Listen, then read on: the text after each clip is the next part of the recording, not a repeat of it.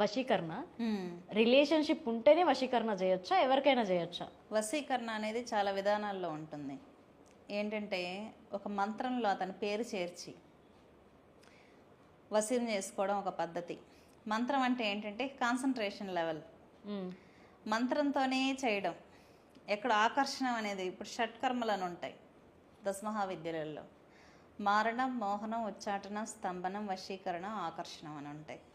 వశీకరణం అంటే అట్రాక్ట్ చేసుకోవడం, ఆకర్షణ అంటే మెస్మరైజ్ చేయడం. రెండు ఉంటాయి అన్నమాట.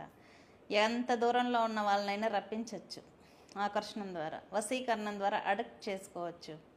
మారణ కర్మల ద్వారా చంపచ్చు, యాక్సిడెంట్ అవుతూ ఉంటాయి, చంపుతూ ఉంటారు. మారణ కర్మలు అవి. స్తంభనం అంటే ఇన్ని కేటగిరీస్ ఉన్నాయి. అయితే షట్కర్మలు అంటారు వీటిని. అంటే ఒక మంత్రంతో ఇన్ని చేయొచ్చు అన్నమాట. వశీకరణలో ఏంటంటే మంత్రంలో ఒక పర్సన్ పేరు చేర్చి జపం చేయాలి. అంటే ఈ అమ్మాయి జపం చేసిన రోజులే వశమై ఉంటాడు. ఈ అమ్మాయికి బోరు కొట్టి జపం ఆపేసింది అనుకోండి, అతను నార్మల్ స్టేజ్కి వచ్చేస్తాడు అనమాట.